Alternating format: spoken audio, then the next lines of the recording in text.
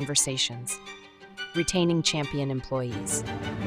In marketing, generative AI helps in lead identification, marketing optimization, and personalized outreach. It enhances manufacturing by optimizing processes, improving supply chains, and enabling predictive maintenance. In finance, it can be used in risk assessment, scenario analysis, fraud detection, and financial forecasting. Generative AI is revolutionizing the world, enhancing industries and empowering humanity. Boost corporate potential with Regenesis Gen AI Academy.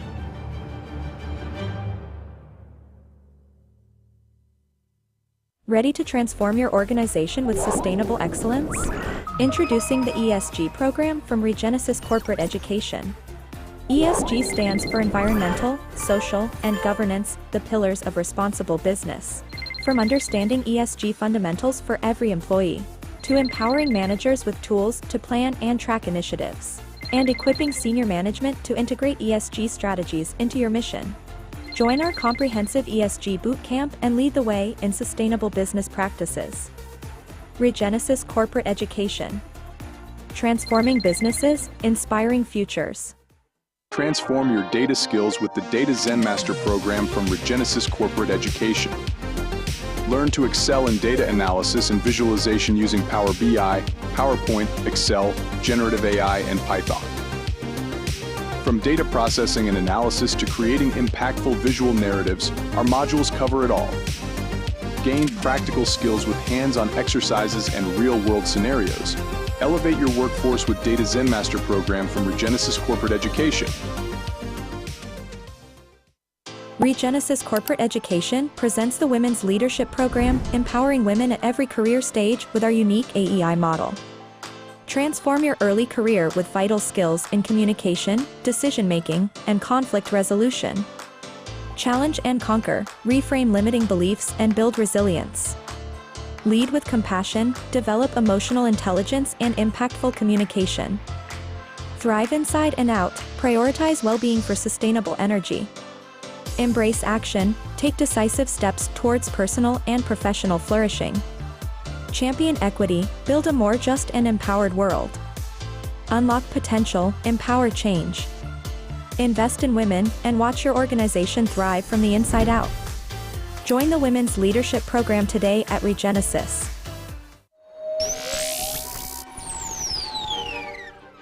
In a rapidly evolving world, innovation knows no bounds. Generative AI is rewriting the rules across industries. At Regenesis, we recognize generative AI's significance and its diverse industry applications. In HR, it contributes to altering recruitment in a meaningful way, enhancing employee onboarding experience, driving professional growth, moving the focus of performance reviews from paperwork to conversations, retaining champion employees.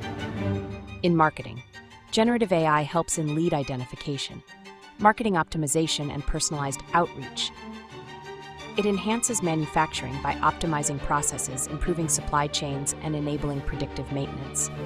In finance, it can be used in risk assessment, scenario analysis, fraud detection, and financial forecasting. Generative AI is revolutionizing the world, enhancing industries, and empowering humanity. Boost corporate potential with Regenesis Gen AI Academy.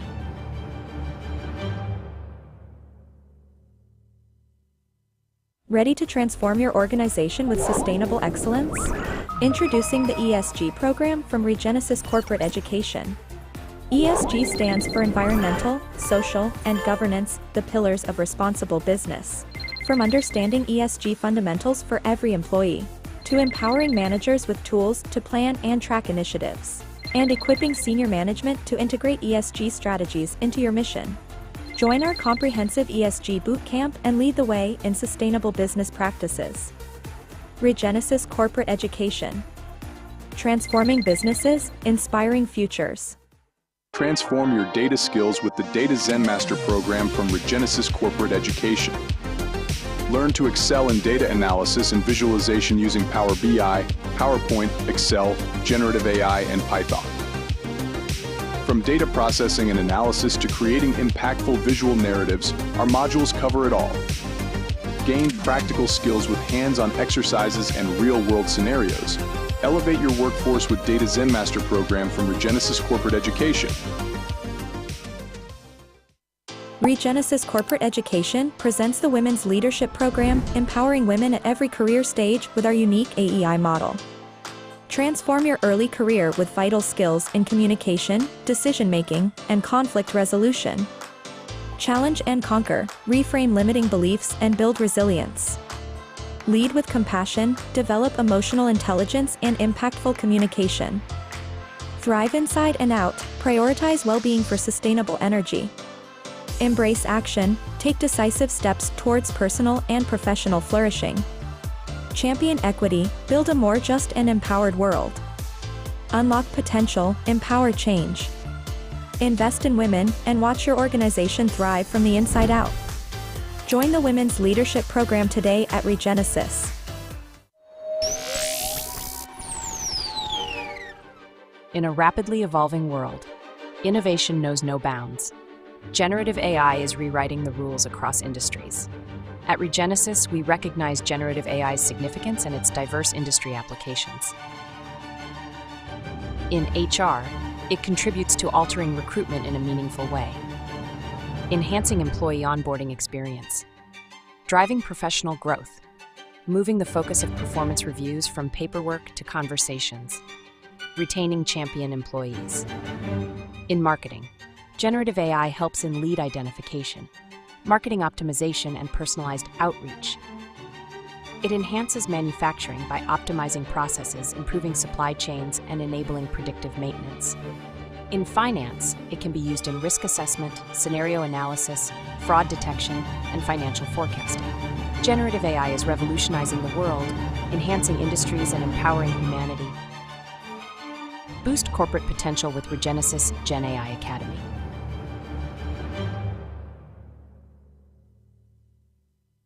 Ready to transform your organization with sustainable excellence? Introducing the ESG program from Regenesis Corporate Education. ESG stands for Environmental, Social, and Governance, the pillars of responsible business. From understanding ESG fundamentals for every employee, to empowering managers with tools to plan and track initiatives, and equipping senior management to integrate ESG strategies into your mission. Join our comprehensive ESG bootcamp and lead the way in sustainable business practices. Regenesis Corporate Education. Transforming businesses, inspiring futures. Transform your data skills with the Data Zen Master program from Regenesis Corporate Education. Learn to excel in data analysis and visualization using Power BI, PowerPoint, Excel, Generative AI, and Python. From data processing and analysis to creating impactful visual narratives, our modules cover it all. Gain practical skills with hands-on exercises and real-world scenarios. Elevate your workforce with Data Zen Master program from Regenesis Corporate Education.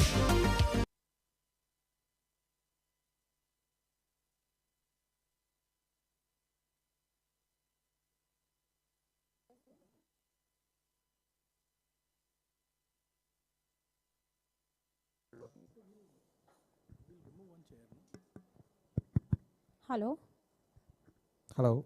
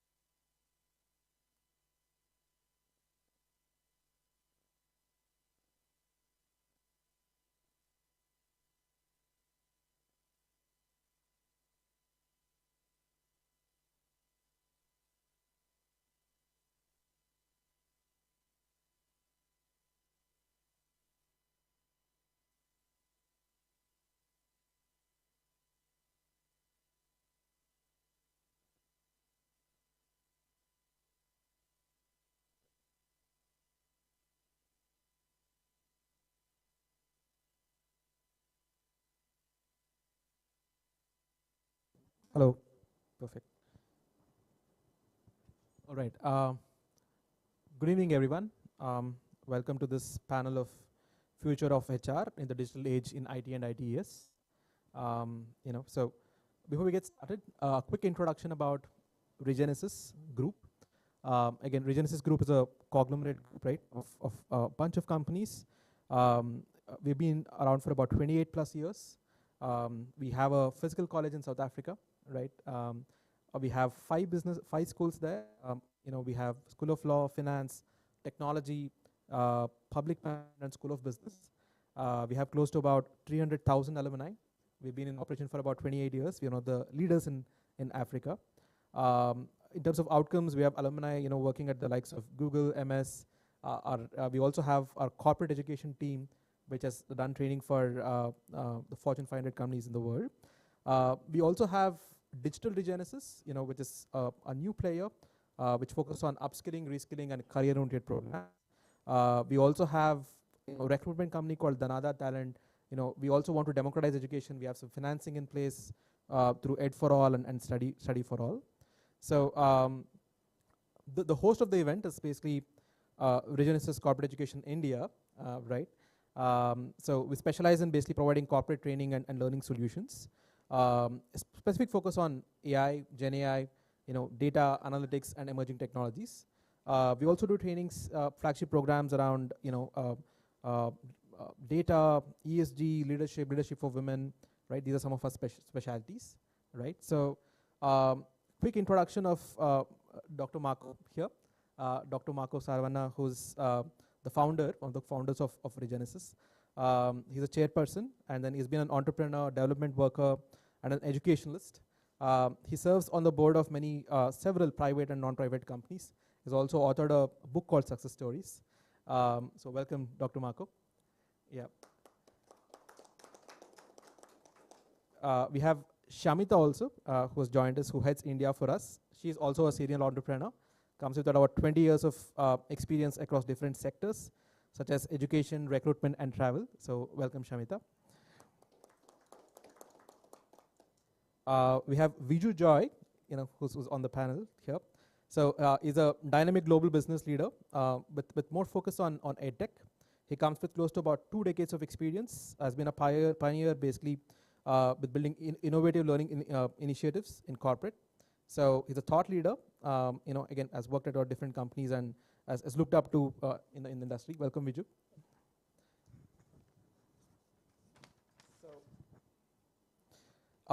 Let me extend my warm welcome to the who's who of the industry here, right? So Dr. Manoj Prasad, right, is VP Digital Transformation for Reliance Industries. He comes with about 26 years of experience across the globe, across continents, right? So he's worked across US, Europe, APAC countries, and currently part of Geo platforms. So welcome, Dr. Manoj. So we have Rohit Jain, who has joined us today. Rohit is AVP HR at Carlyle Logistics Solutions, a seasoned HR professional known for expertise in system innovation and technology-driven solutions. He's a data-driven leader and again has vast experience in basically creating HR policies and best practices. Welcome, Rohit. Pleasure to have you on the panel. Right. We have Anand Dhruv, who's also a veteran of the industry.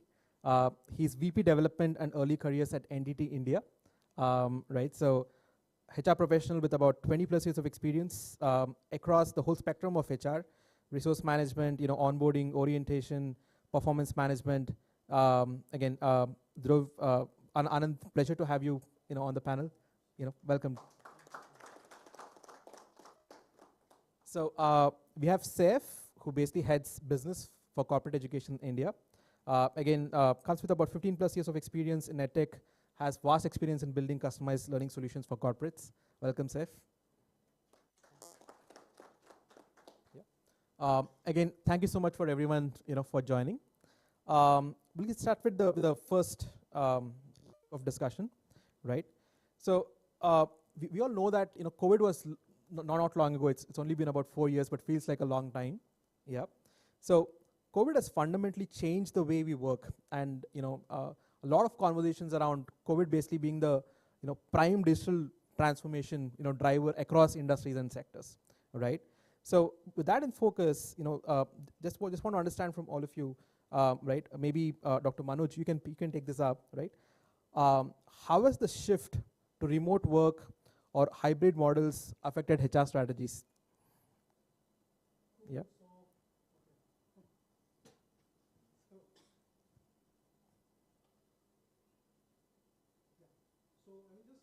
One story.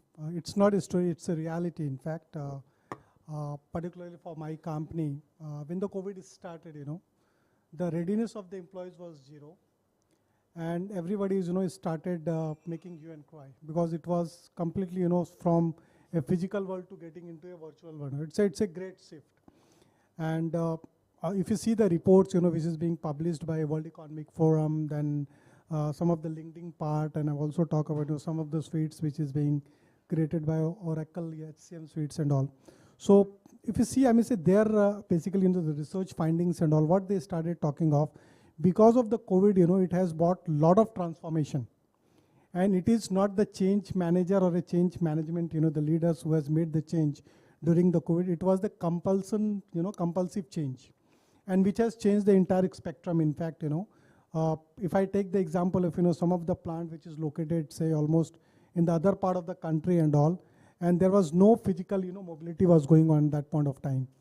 But we have taken all the challenges because it was a COVID, it was a disruptions. It was disruptions for IT, it was a disruption for the way we were working and all. So we have taken just, 6 months basically coming, say, from physical to virtual. And when I am saying virtual, even for auditors, auditors, if they wanted to do the audit, they have to go physically into the plant locations and they have to check the stock. So what is the stock, inventory and all. And based on that, they have to create we have taken the virtual assistants, we put, some of the resources in terms of the technology part. And if you see the current status, we are doing all the audit by sitting into the RCP itself. This is one example. Second examples, in last, I can say 4 years, there is a touchless onboarding of the employees. Touchless. So touchless means, you are not supposed to get into any kind of a physical interactions, even for the interviews and all. For joining part and all, it is done virtually. Still it is going on. For even, giving you all kind of the infrastructure like laptop, your iCard, every access card, everything is basically, done touchless. So this is the journey, which we have started. And we are a very matured organization. I'm happy to say that, when we talk of this particular organizations with, almost 3.5 lakhs of, the workforce working across all the locations, we have completed the entire transition, say, from physical to the virtual. It was painless. It was completely painless.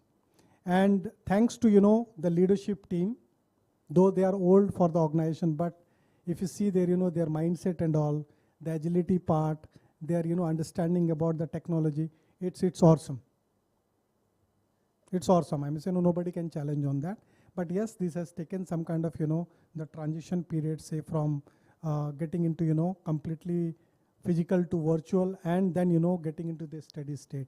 So now we are happy, at least, all the businesses are running very nicely, and we are doing a lot of inorganic kind of a growth. So be it a retail part, be it a oil and gas part, be it a telecom part, everything.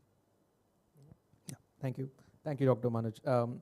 So Rohit, I think a question to you then next, right? So with COVID, there were different models that actually evolved. There was predominantly, come to office, work out of office, and then there were completely work from home, like Dr. Manoj mentioned, for they were able to switch in 3 to 6 months. And now post-COVID, right, there are a lot of hybrid models that have actually come up. Companies are actually asking people to come back to work. We just want to understand from you what challenges and opportunities do these work models present for someone who's an actually HR. Yeah. Great, thank you. That was a very, very lovely question, and I think just taking away from where Dr. Manoj has left, that COVID definitely has been a game changer, right? It has changed everything that we knew of, the way we work and the way we didn't. So when you had to take a leave, you stay at home, right? Today, when you want to work, you stay at home. So it has changed that dimension there. From the perspective of the opportunities and challenges, well, challenges were plenty before COVID. Now, unlike a diverse workforce like Reliance, where you've got physical offices and plants and everything, we are a software company. And a lot of people who think, IT mein kya hi farak pada? What would have been different, right? There could not be much that the IT team has got impacted. But yes, there have been significant shifts there as well. Before COVID, the business always wanted people who were local so that they could visit the office, they could work from a particular place. There is better synchronization there. But post-COVID, they were pushed, and we had the whole spectrum to hire from now. Now, you could hire from any part of the country or from the world, for that matter, because people are working elsewhere. Right. Anywhere. It doesn't matter whether he's next door or within another country, for all I know. So from that perspective, the opportunities were galore, right? So where we could hire talent from everywhere, right? Now comes to the challenges, right? Where, now that COVID is off and the business now wants everyone to come back and work in a synchronized fashion again, because software development, especially for a product company, can be slightly complex. Now people don't want to come back, right? Especially the tech talent. Yeah. Everyone else is willing to come back, the tech talent does not, right? So the tech talent says, you know what, you push me to come to work, I've got another company who says you could work from home permanently. Like, why should I work for you anymore? Right. So the entire loyalty, if I may, for the lack of a better word, went out of the window, right? They just said, I don't care if I've been working with you for last 8 years. Just because you're now taking away the work from home from me, I might as well join a competitor, right? So I think those are some of the challenges. Of course, there are many other challenges, like how do you manage a hybrid from the physical workspace to rostering people, to monitoring, etc. Those challenges do remain, but the larger challenges and the opportunities were right there. Yeah. That's a great point, right? I mean, especially on recruitment, I think it really widened the net, right? So I also recall in companies that I actually worked at, we hired people from East Europe. We had people, in Nigeria joining our team. So in terms of democratization of talent and opportunities, I think COVID did have a big role to play. Let's focus a little more around challenges, and perhaps another question to you, right? What we would love to understand is, especially from a HR L&D standpoint, right? What skill sets had to be evolved, and what kind of challenges existed, and how is that? How have those learnings been taken, and how are things looking now? Great. Good evening, everybody, and thank you very much for giving us this opportunity. On behalf of my co-panelists, we are equally, excited and looking forward to learn from each one of us on this panel and this discussion. Particularly, when I speak on this particular topic, of course, what comes to my mind is the entire perception from being reactive to what currently we are proactive. And I have no shame in to say I'm so glad to hear about the experience which you people have shared here. But of course, in my case, this was not the story. When we were getting into the COVID world, we were not sure how we are going to sustain in a long-term perspective. Forget about, about the incoming days. We were very unsure that how this entire business is going to work as a function. Hence, I said, from being reactive, sure, we went to proactive approach. But of course, from a learning cycle point of view, and more over, the entire morale of the organization and the employees as a team working together, and that's how we helped each other. Mm-hmm. And that's how we evolved, and today what we are today. Sure. But of course, the journey was not as smooth as what you people are discussing from a early COVID point of view.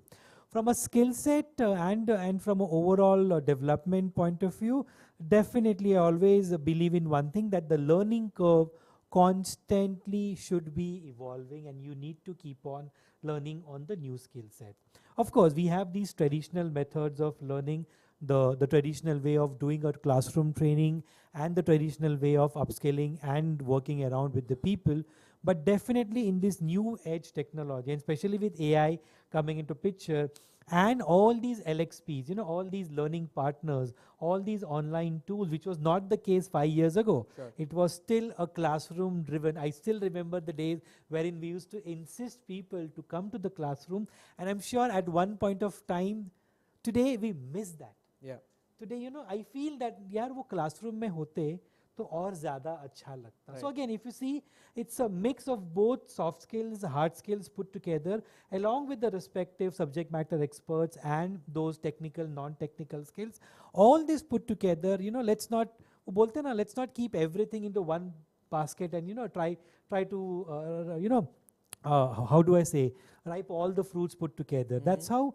Choose and pick the technologies which are very niche for you from Sure. your own consumption point of view. And at the same time, as an organization, typically when we talk about technology and AI, what are the new methods, what are the new tools which we can imbibe into our day-to-day learning activities? And that's the reason, as a HR team, how we can learn, how we can imbibe these things into our day-to-day activity, and that's how this becomes a process internally, so that in the long term per se, we are able to train, retain our employees. And that's how we say, we learn. The learning curve should always continue from an overall organization and from a personal development point of view. And that's how we talk about train, retain. That's how first we train, then we retain. So it's learn, unlearn, and relearn. That's how your entire cycle comes to a closure. And of course, this is an ongoing activity. We can't put a full stop anywhere. It's always comma, and that's how your learning journey continues. Yeah, that's a beautiful point, right? Learn,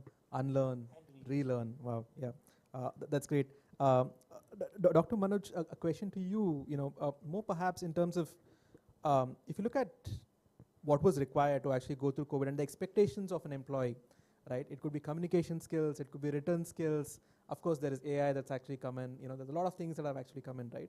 So, in terms of HRs, how can they essentially identify the skills gaps better, and what strategies can they have in place, specifically post-COVID?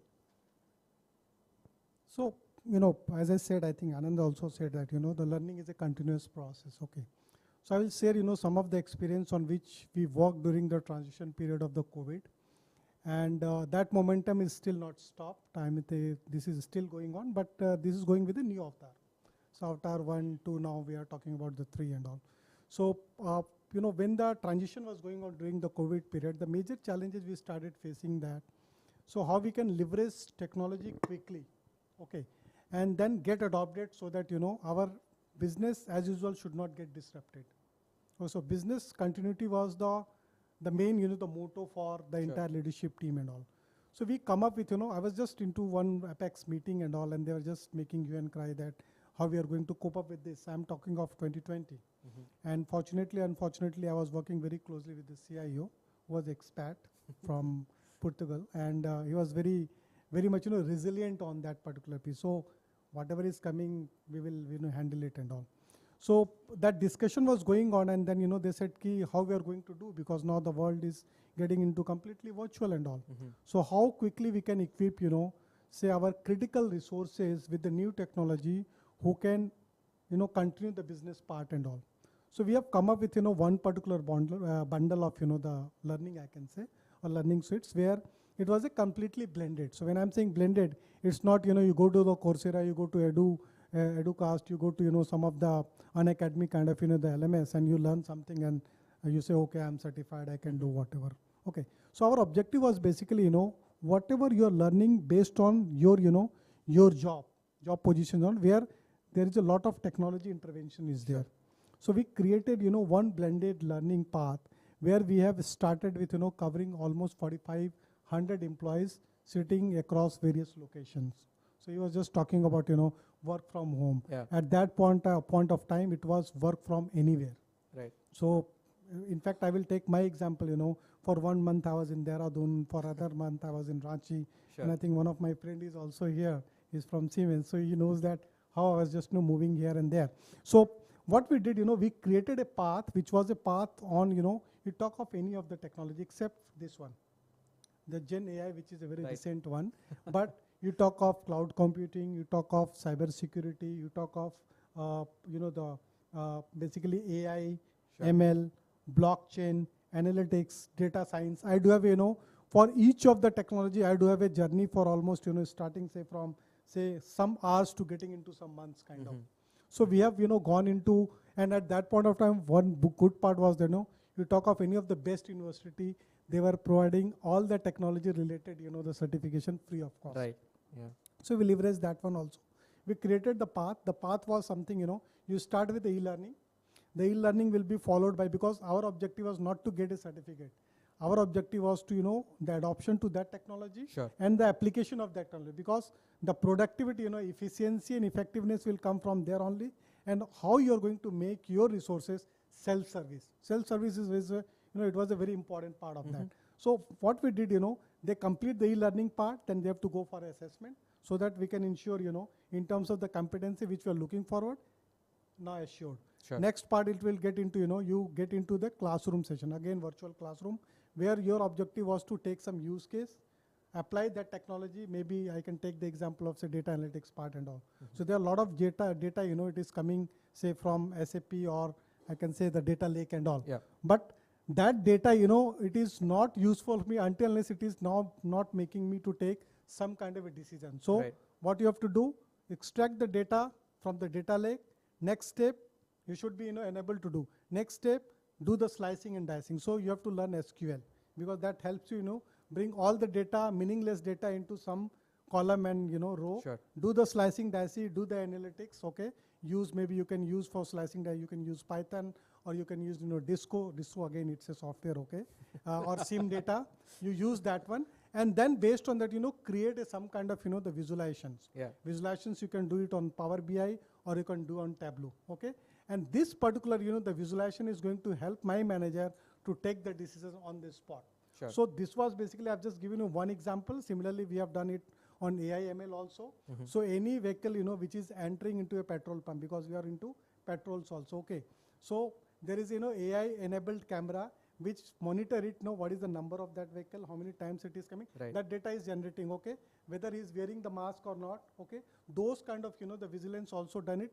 Not only on a petrol pump, but also in the other locations, related to IT, related to ITS, we are into those kind of a businesses also.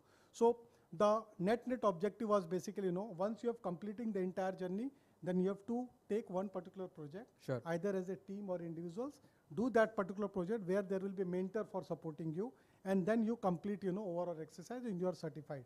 So certified that I'm, self-service, certified that I have increased the productivity, say by maybe 2x or 3x, certified that yes, I am efficient and effective for my work. So this is the journey which you have taken it, and it has gone like anything, and it was a combination of, some of the behavioral part also, Sure. like resilience, managing change, design thinking. So these are the things, which you have applied it, because anything you talk of, if it is less soft skills, it's not going to work. Because anyway, you're not dealing always with the machine. You're dealing with the human, human beings also. And in IT and ITES, I think human being is the most critical resource than machine and the assets of the company. Sure. I mean, it's great points, right? Again, Dr. Manoj, thank you. So, Saif, I'll move to you, right? So, Dr. Manoj briefly touched upon analytics, and then how it's actually helping companies, and then why it became so important as a skill, perhaps for for everyone at this day and age, right? I mean, marketing, sales, you would want them to have some level of analytical skills, right? So he also touched upon generative AI, right? So can you tell us a bit more about how generative AI can be leveraged and what use cases you have seen specific to IT and ITES? Right. Thanks, Yashwant. So I'm going to keep a little bit industry agnostic, right? And so if you look at generative AI, at this point of time, of course, the broader aspects are, productivity, efficiency, saving on time and cost, right? Some of the reports also talk about, like one of the Gartner report wherein they interviewed 2,500 executives.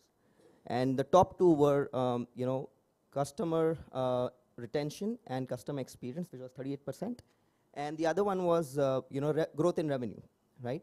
So these are some of the aspects which are there, which are, how do you leverage generative AI for certain things? the other aspect from a business perspective, right, is that where do you see the economy going in terms of use of AI, and because Gen AI is a subset of AI, right? And AI dates back to 1950s, right? Right from Alan Turing and John McCarthy, who coined the term artificial intelligence. Right. Back to cut to 2022, wherein OpenAI came with the ChatGPT, right? Now everyone, all of us sitting here, use ChatGPT, right? And it is used right from the common man to the senior executives of the company. But how do you leverage, because one aspect is that organizations are at different level of maturity, right? And leveraging on a technology also depends on what kind of adoption is there by the company, by the organization, by the sector. So Dr. Manoj mentioned about the fact that they are at a nascent stage. But he also mentioned that AI is already being used in the organization, right? Yeah. But generative AI, how do you look at generative AI? How do you look at these specific tools? Because it will help you in image generation, video generation, so many aspects it covers. Like for example, my LinkedIn picture, I was not wearing a suit. I just put it on a Gen AI app and I'm wearing a suit. So please do visit my LinkedIn profile. Yeah. So there are various aspects, right? Now again, coming back to the point that how do companies leverage that? So from our perspective, from our Regenesis perspective, and we thoroughly believe in this, and that is why we came up with the Gen AI Academy, wherein our approach to generative AI, which we know that has a lot of potential, enormous potential, right? And we came up with the Gen AI Academy, which has a three-pronged approach: awareness, training, and deployment. So, of course, everyone has to be Gen AI literate. Everyone has to go through those basics and then, come up to the deployment stage. So having said that, we try to, and some of the use cases we already have certain from manufacturing, banking, insurance, you name it, and we have those things. So we know the power of that, but it also depends on how the organization, how the leadership looks at the leveraging generative AI within their organization, right? Because there are other aspects like data security, there's other things which come into play, right? And but as one of the report of JP Morgan says that, by it estimates that it will add up to $7 to $10 trillion to the global GDP. That talks a lot about the scope of it. Thank you. Thanks, Saif. Quite insightful. Viju, a question to you. I think, having been an L&D leader, 2 decades of experience, right? Can you talk a little bit about, specifically when it comes to IT and ITES, right? We'll always talk about applications. We look at manufacturing, we look at BFSI, so specific applications and the knowledge of that specific sector and the demands of it, are quite different, right? So can you talk about bespoke solutions and specifically, how do we look at industry knowledge and how that functional knowledge has become more and more important for a person to be more efficient? Thanks.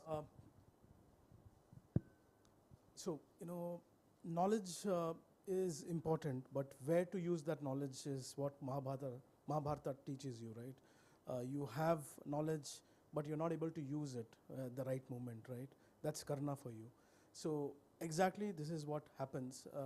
We teach a lot of data science, we know all those jargons, but which tool needs to be used for what is what the game is all about. And this whole forum is also to bridge that gap of industria and academy. And can we come together and teach the kids and the industry where to use what, right? So they say that, technology was before in our offices. It has moved through COVID to our houses, and now we see a different phase where we might be the last humans which will be, the pure humans. We will have a lot of chips inside us, and the next generation will have that. So we, from corrupting the universe, we are going to corrupt ourselves also. So in that phase, how do you use technology?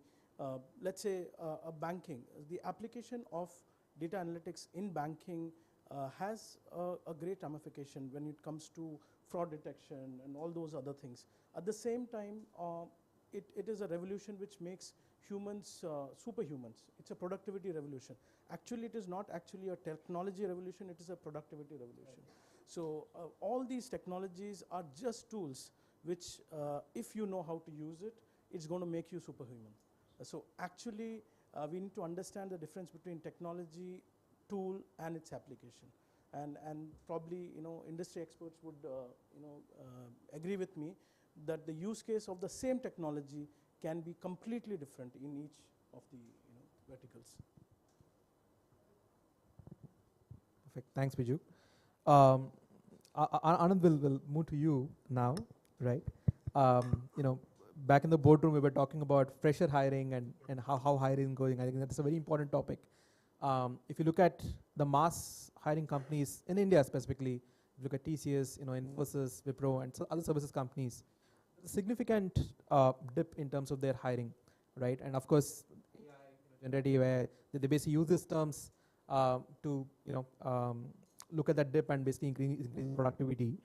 We just understand from you in terms of training needs in this new digital age, right? So in terms of fresher hirings, how do you look at that, and how do you look at addressing the skill gap, especially coming from academia, graduate training programs to essentially being work ready? So thank you for that question. So typically, the way we address this challenge, which is a global challenge, of course, we have a GTE, which is a graduate trainee engineer program, wherein somebody who joins the organization, and here typically I'm referring to the people who are from a technology background. When I say technology background, my focus is purely on BTech, BTech, and at the same time we have BSc IT and all IT related domains wherein we exclusively train them on different technologies in the organization. So when you talk about technologies, basis on the skill sets which we have, focusing on the technology domains, we have these chalk out, we have these, what do I say, a complete chart wherein, we have these skill sets on which we are going to train them on the different technologies for the next 2 months to start with. Of course, so it always starts from the pre-onboarding, selecting the institute, selecting the colleges, selecting the right resources with the right attitude, of course, because many a times, we have seen that we have hired a talent within the organization and we have onboarded that particular person, but he or she is not willing to continue for a long term. So of course that right resource mapping is being done, and that's how for the next 2 months we train them, we handhold them on all these technologies which in turn they will be getting absorbed into in the organization. That's on the technical aspect. At the same time, from a management trainee perspective, so when we talk about MTs, we have again a similar program wherein we focus purely on those skill sets, and typically I'm referring to the skill set of +4. When I say 10 plus 2 plus 4, and typically for engineering also we have 10 plus 2 plus 4, and at the same time after +4 or +3 there's +2 which gets added as a part of our post-graduation program. That's how we have these UG and PG programs. So particularly from a skill point of view, what we do is we spend definitely at least minimum first 2 months with the employee from a complete hand-holding and a learning perspective. And of course, after that, we depute them to the different technologies which they will be absorbed into. So one is a technical aspect and one is a non-technical aspect, which could be a management. And at the same time, we also have graduate trainees, which are typically BCom, BMS, all the other skills. So that's how we group them into 3 categories. So what we do is first 2 months, they are with us from an entire learning and a journey mapping point of view. After that, we handhold them, and for the next 3 months, they are gonna be there in our training program where they will be trained upon, and after that, after 1 year of completion, they are absorbed in the organization. And that's how they complete that entire 1 year of training, and post that they are deputed in the organization, and post that the tag of trainee, management trainee, graduate trainee, commerce trainee, whatever trainee they are, they get into their full-fledged role from their skilling and from their overall learning and journey point of view. That's how typically we do as a part of our learning journey, and I'm sure every organization has its own way of representing, because when we were speaking as a part of our discussion, almost similar thing, it's just a old wine in a new bottle, wherein the base remains the same. It's purely basis on the need, it's purely basis on the particular requirement from the training need identification point of view. We have these different growth paths, we have these different verticals, different tracks in which we train them. and then post that we deploy them to the respective function which they are part of. Got it. So, do you have any comments and any recommendations for, we have a lot of students joining, online, and we have people, from academia in the room as well. Are there any specific skill sets, AI, analytics, we speak about these skill sets, that you can actually learn to have an edge and then kind of future-proof yourself? Yeah, these are typically, generic skill set which we are referring to. But if you ask me from an overall learning point of view, of course, we have, this is a base in which we need to work upon. For example, if you ask me, what is my base? I'm a hardcore L&D guy. My entire experience has been into L&D, which built over, and that's how I became a HR professional. Sure. Similarly, using these tools and technology, using AI, ML as a platform, we need to understand that niche technology which I want to get into, and post that I need to develop my skill set basis on the need which I want to get into. At the same time, from a fresher's point of view, try to understand the market dynamics. What exactly is a need in the industry today, and basis that, let's try to marry these two concepts. And if you're able to do it at the right time, at the right age, it is really going to help us to move from a long-term perspective. Got it. Thank you. Dr. Manoj, again, we were discussing this point in the boardroom. If you could talk about, at Geo Platforms, you mentioned that there's a different model that you guys follow when it actually comes to, hiring new graduates, right? Could you talk about, in terms of your company, how do you look at that, and specific skill sets that you actually look for, in fresher hirings? So the first and foremost thing, when we go to the colleges and the institute, we have only one motto. When we go for the selections, we just follow only 2 lines: select for the attitude, train for the skill. So that is, the buzzwords we to use it while we are recruiting the people. Once we recruit these, say the graduates or the masters and all, our model is little bit different. What we do usually, we call it the finishing school. I don't know how many of you understand on, because if you are going with some of the conventional model, of course there is some pro and cons of all the models. Conventional model says, you go to the campus, do your assessments, complete your PI, do some kind of, the group discussions, and give the offer letter to them. This is one way of recruitment, and then you bring whatever the selections, maybe 200, 500, 600. We always go with the skills. It is in thousands, okay. So bring to the campus, and then you provide, the training. Maybe for 3 months it will be a generic training, and then you will get into a specialized based on your interest and the potential part and all. But in the finishing school concept, it is little bit different, because we cannot take, the cost of, bringing, the student into the, say, from campus to the corporate and giving a training for 1 year and just giving a salary and all. Mm-hmm. So the model is the basic, the finishing school is that you, in spite of bringing them into a campus for a 1 year of kind of a training, why don't you go to the campus and train them there only? Sure. Because, for us, the infrastructure is already provided by the institute. Mm-hmm. So there is no issue of, having a lab or a laptop or say a desktop, whatever. It is already there. Okay. So when I'm bringing those kind of students, I'm giving, kind of a orientations on the software part and all, how to use the software, how to develop the software. So those kind of training is not required. You go to their campus and do the same. The only expenses which you are going to make is, license again will be given freely by the company itself. Mm-hmm. If I am going for SAP will give an education license free of cost or very nominal cost.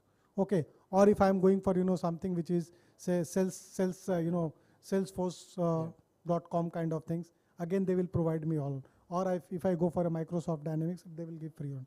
So the license is, license cost is borne by the company itself. Mm-hmm. Now what commitment I am going to give to the campus is that once your students are completing, say, this particular course, I am going to absorb 50% of the total population. So let's suppose there are 200 students, 50% means 100 students will be directly coming to my company. So that way what I am doing, I am giving all the training. The sure. only cost which I am bearing, that I am sending subject matter expert who is expert in their domain, who is expert on their, the industry vertical, and he is giving the training as per his requirement.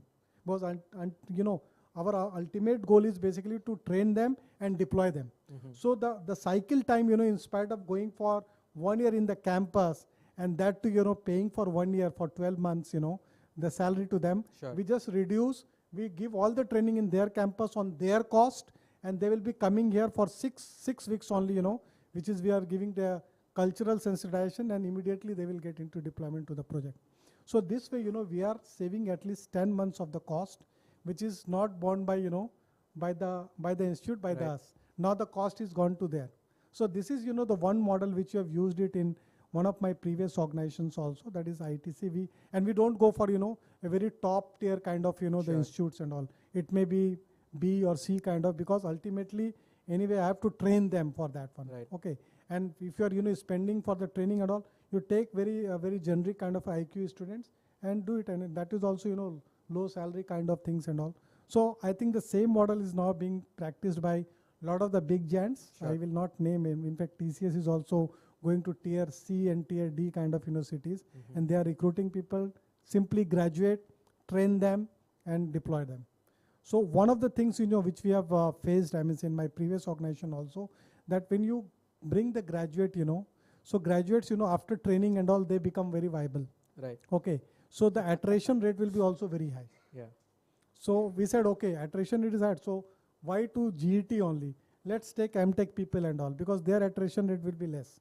So we have started, hiring the say masters also, or MTech people, and they are also getting deployed with the 2 months of training. They will be deployed into that. So these are the models, which is basically coming, and it's a time tested also.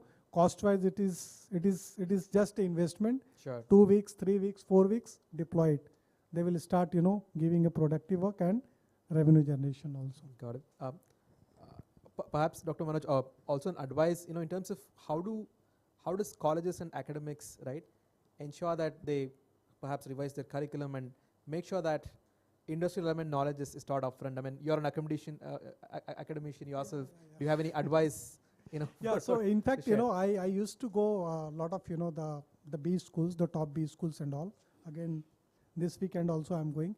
So what I've seen it, if you start interacting with the students and all there is a huge gap. I require something else and the curriculum says something else.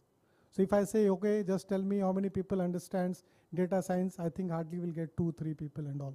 Okay. So this is basically, what corporate exactly looking for. The curriculum of, all these universities, it is not aligned. If I take IIM format, what they do usually, with the entire, the credit course and all, they have, 6 credit course kind of things and all. Within this particular, they will just put 30 hours for, they call it a leadership series. So what is leadership series? Call the people from the corporate, they will teach you something else. Okay. And then you will become very viable. I'm giving you a very small example, Have you seen the students, those who are doing MBBS? Who are the teachers for the MBBS? The professors? Doctors. The doctors. Yeah. What they do? Are they only giving lecture? No, they are the practitioner. Sure. So maybe daytime, for some hours they are teaching the students, and the evening, they will go into the operation theater and all. So they are basically, the practitioner as well as academician. Why can't we apply the same into MBAs and also with the, this engineering colleges? 2 years course in MBA, 2 months only for the internship. Right. Okay. And the professor, those who are sitting, say in the colleges, they have not seen the corporate. And they are selling their students. Sorry, they are selling their students. Corporate will come. These are all bright students. They have, cleared the CAT. They have cleared the G mains, G advanced and all, and they will crack everything. When they come to the corporate, they are zero for us. Can't we do something, revive this particular, why we have both the examples, Yeah. The student, those who are, even the MBA, just you see MBBS, the students, say after, say 1 year, they start going to the hospitals. Yep. And each of the MBBS college, you say, they are attached with the hospital, because theory is here, practical is there. If you go in the night duty, the OPT, you will see most of the MBBS students, 2nd year, 3rd year, they are catering to the patients. So I'm saying, why we are not taking, this kind of examples and revive your entire education? Because giving 2 months of a training into the industry, or say 30 hours of, somebody will come from a from the corporate and they will teach it, that's not going to add value. Just revive it. And if you want to change, their curriculum, it's very difficult.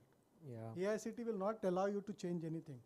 So they are just doing 30 hours, open window, you bring these people, and that's why, you see very recently, the UGC has taken a very stringent action on that. They have started saying 10% of your all teaching staff, they should be from the industry. And they have started, the concept called professor of practice. So that's the reason why, they wanted to infuse. If I go to the campus, if I say I want this technology, nobody will be there. Nobody. You go to the institutes, talk, how many people know, say, full stack developer? Zero. Zero code, you will find none of the students they knows. Blockchain, hardly 1 or 2 people will be there. So this is, the gap between the academia and the, the corporates. Now we have to think how we can bridge this one, how we can make as academia viable our student, so that there should be, contributing right from the day 0, not 1 or 2 I am talking. The campus happens in day 0 itself. Complete. Good colleges, over. That's great advice, Dr. Manoj. I think for students online and for academicians as well, I think, of course, policy-wise, internships are actually coming in, and we see a lot of students actually starting internship, when they're second year of college, third year of college. So I think that's a great improvement, that we're actually seeing. So I just also want to take this opportunity to introduce Ramachandra Patil. Joined a little late today. Ramachandra Patil basically heads human resources for ABM Knowledge. ABM Knowledge Limited. Yeah. KnowledgeWare. Yeah, ABM KnowledgeWare. Yeah, thank you. Thank you. He's a senior HR business partner, comes with about 15 plus years of experience across IT, e-commerce, and infra. Again, proven success across all the gamut of HR functions. Ramachandra, welcome to the panel. Right. So, I'll throw a question to you, sir, and Ramachandra, I'd love for you to also pitch in, right? I think increasingly, what's important is environment, sustainability, and governance. There's a lot of mandate internationally and locally as well, right? If you could talk about, specifically what policies are being put in place as far as you see within the sector, right? If you could please take that up.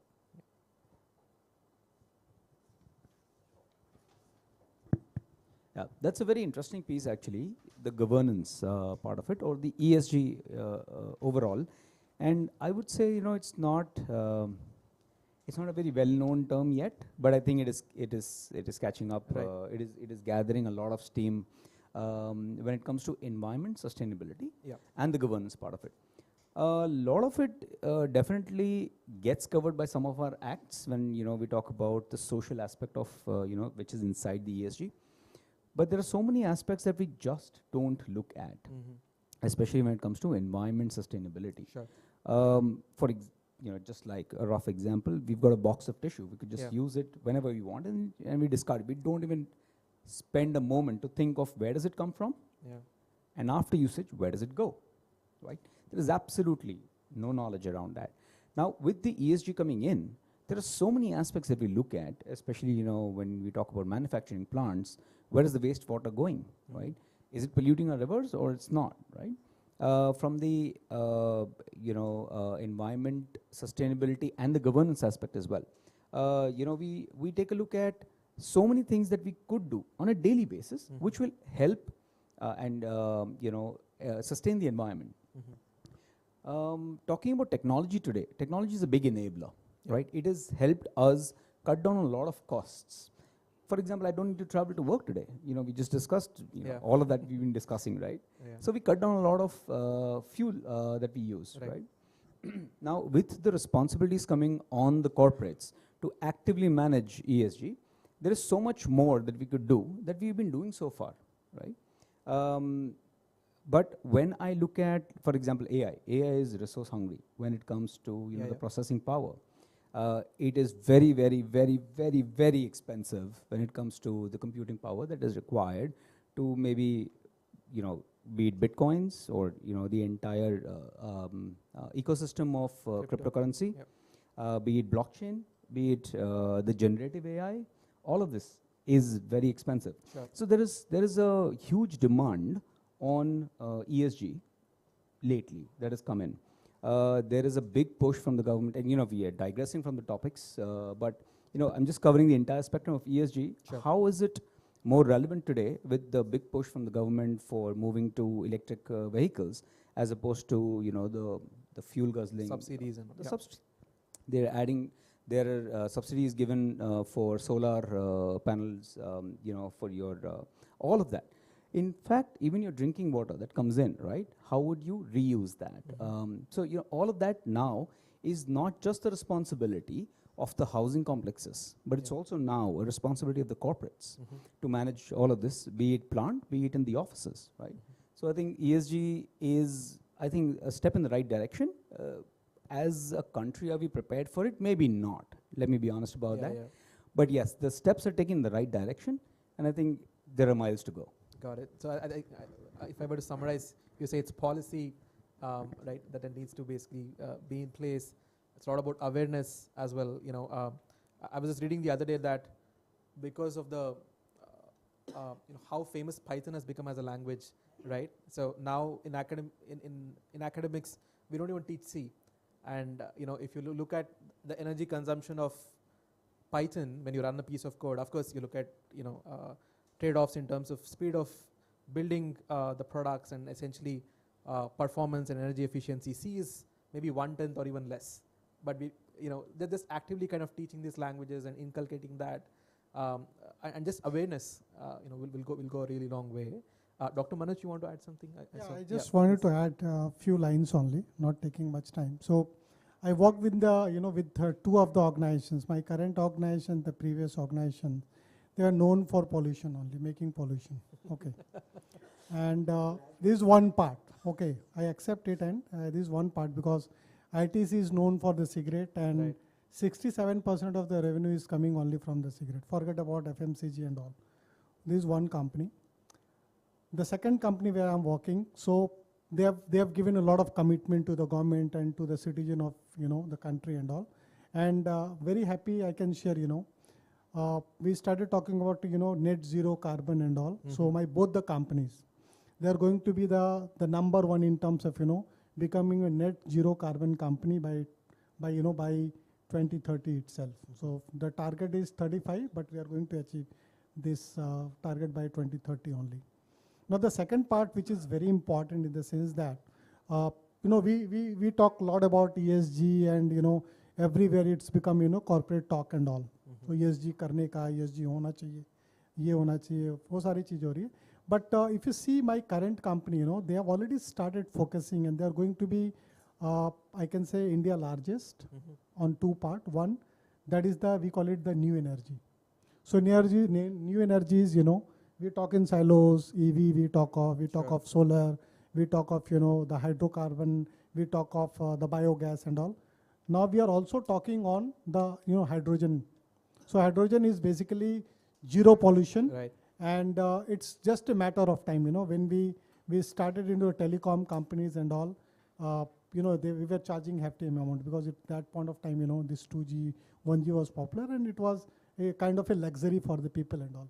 But if you just see, you know, in say last 6-7 years and all, this particular the product, the telecom or say Geo, it has become, you know, the play for all the kids and all. So this is how, you know, we have gone for the scale part and all. The same is going to happen when you're talking about the green. Now the second part which I wanted to talk, you know, yes, in the corporate we talk of ESG. Are we thinking aloud on green HR? What is green HR? Are we thinking of, you know, something called circular supply chain management? No. So these are the things, you know, being a HR fraternity, we start not only talking, practicing also.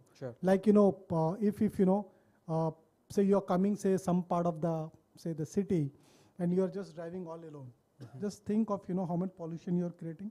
Why can't, you know, take some pool car and come? So this is one thing which you can do it. Similarly in office also, you know, you have a lot of this paper napkins and all. Why don't you stop the paper napkin? The paper glass for, you know, taking. These all cutting trees, just think of it, you know, cutting trees and then making this.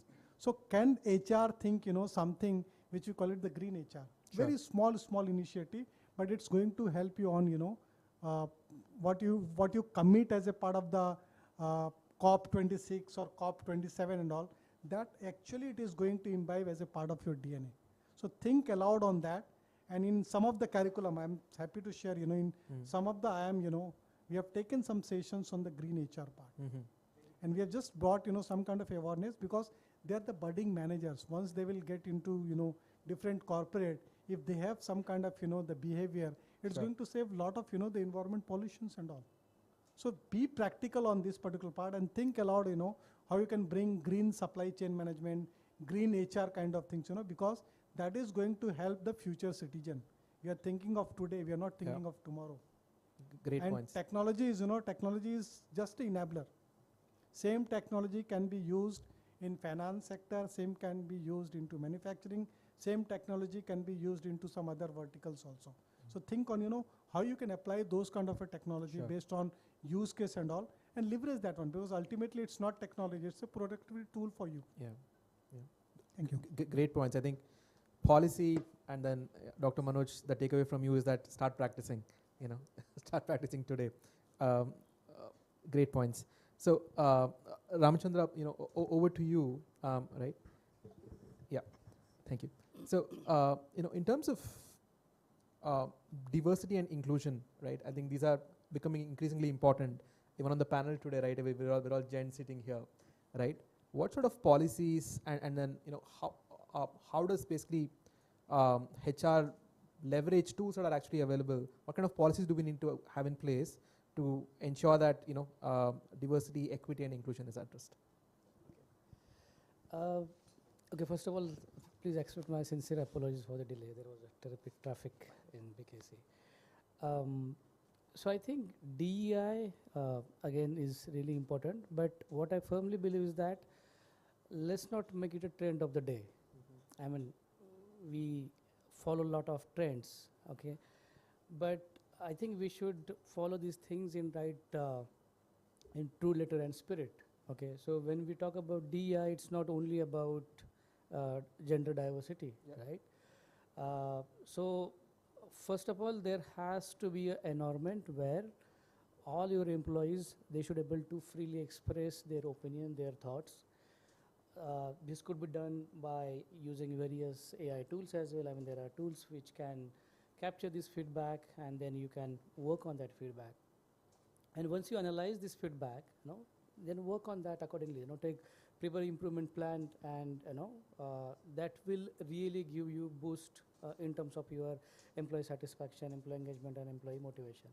So this is the one way of implementing DEI. Second could be, in terms of implementing diversity inclusion, start, giving importance to various types of employees in your organization. Okay, it could be, you can allocate certain portion of positions for physically handicapped people. Sure. There are certain number of positions which can be given to. I'm not saying exactly mentally challenging, but people who are facing some kind of psychological challenges. Of course, they are intelligent enough to do certain types of jobs. So these are the different ways and means by which we can think of practically adopting the so-called diversity inclusion. That is my opinion. Thank you. Anand, if you could take this up, I know there's a lot of good things that you and your company do. Yeah. Sure. So, charity begins at home. Today we are talking about diversity, and let's talk about different aspects of it. Gender is just one of the elements. Today, as a part of this panel, I don't see a single female. Of course, Shilpa was there as a part of the panel, but if you see there, that's where it's challenging, from a learning point of view, because it's very important to have an equal representation of gender, and of course, then the challenges which we are talking about, the other activities. So here, what we are referring to is lot of initiatives as an organization, which in past and today we are looking to get into, and of course, AWE, which we are discussing about, Academy of Women Empowerment, wherein she can come back. All these programs as an organization, we are inviting females to be a part of our learning journey, wherein we are giving them that a platform. They come, they get trained, and then post their training, they are deployed and they are part of a regular business environment. Of course, The challenge here was somebody who was into a career break between 2 to 8 years. It becomes really difficult. Forget about other things, आपका confidence ही हिल जाता है. Because if you're not into the system for more than 2 years, 10 years, 8 years, it becomes a little difficult to adjust in the normal environment. Forget about a challenging, different task which we are referring to. So of course we promote gender, of course, both the gender representation, and of course it is Sone Pe Suhaga, wherein we can have other genders also representation in the entire employee life cycle, and with equal employment opportunities for people who are specially abled, wherein we can create a lot of work opportunities for them in the organization. As rightly mentioned by the panel here, there are so many opportunities which these people can contribute, and it's not something which we are doing it just for the heck of doing it. They are equally capable enough to do these tasks which we are doing as a team, and they can do a equal better job like others can. So what we do is we have these AWE Academy which I'm referring to, wherein currently we are promoting the 4th batch of these training which we have delivered, wherein they were trained for initial 2 months. We handhold them purely from a learning point of view, just to ensure that they are confident about themselves. Because when somebody goes for a break, it actually shatters your entire confidence. And post that, we focused on their technology requirements, and we trained them on that. And after that, basis on the different tracks, they were a part of the system. And today we are planning to launch a 4th batch. And in past also we have done programs like She Can, programs like, there are so many other initiatives which in the, not only in India, globally there are so many initiatives which have been taken into consideration, so that all of them are equally a part of our ecosystem. Sure. And I'm really proud to say that, most of the senior positions today, I see an equal representation of both genders. Great. And of course, having a 3rd gender and other aspects of it is definitely a long journey, but I'm glad that at least we have started somewhere. Today, if you just look around, I'm glad to see that we have a great representation within the organization. And that's how it's a good start. And of course, we have a long way to go. But definitely, as a team, if we can add little more value, add little more numbers to it, wherein specific to these positions, we will hire only women. And I'm glad to say that I know personally so many people in the organization, outside the organization, wherein we are focusing only on these particular skill sets, and we want to have a representation only from this particular gender. That's how we can, because gaadi piche chali gayi hai. There's a long way to go. So at least the good part is we are able to balance it, and that's how our numbers are increasing from a single digit. At least we are glad that we are getting into a double digit from a gender representation point of view. And of course, with everybody's support, which we all can help each other, we can have great representation of other diversities in the organization. Thank you. Do you want to add, Rohit? Yeah, I'd just like to add something on the diversity part of it, Yes, right? please. While, every time we think of diversity, the only thing that comes to our mind is the gender, right? And that's where we look at, the diversity angle. One of the things that, what we have done is, the Indian law is pro-women when it comes to prevention of sexual harassment. Throughout our rollout and, trainings and everything that we do, the general sensitization, we've kept our policy gender neutral, right? What happens with that is, there is no disturbance of power on either sides, right? I'm just being very cautious with the words. But it's very, very crucial to maintain the balance, right? So far, in the last 14 years, we've had just one posh case, right? But that's about it, right? So we see that, there is a safe environment for everyone to work. It doesn't matter which gender you come from. That's part one. The second thing that I want to bring forth is the diversity when it comes to the age groups. Sure. And not just the gender, right? So today we have a diverse age group. There is a generation gap. If there is someone who's a 5-year, age gap, right? There's a whole different way to think, right? That they bring forth. Most of the times, in our traditional mindset, we leave the decision making to the people who are more senior, the more experienced, right? One of the things that we did, and especially with AI, right? We hired an MTech who's fresh out of college. We entrusted him with building something. Now, just like Viju just said a while ago, who do we train and what do we train them on to utilize this productivity tool called Gen AI, right? Now, how do we structure it in such a way? And all of these thoughts were happening in the executive management, and no one came up with a solution. This one MTech guy stands up and says, "Let me build something," right? So what we did is we created on top of ChatGPT 4, which is the paid version, right? We created a small app whereby, for example, for the developers, there are certain drop downs that they could use. So basically, we are prompting them on what to prompt. If I may, right? So for example, finish my code, complete my code. So that's one of the drop down. You just put in an incomplete code and it lets you complete that code. Let's say find an error. And so on and so forth. So there is various scenarios inside of which now this person starts to think, oh, I can do this as well with the generative AI.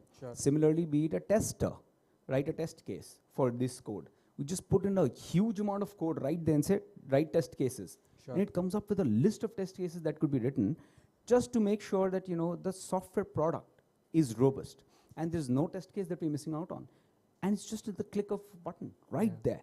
So the manual efforts reduce. All of this done by this gentleman who is fresh out of college, who we just disregard because that diversity in our head just does not exist.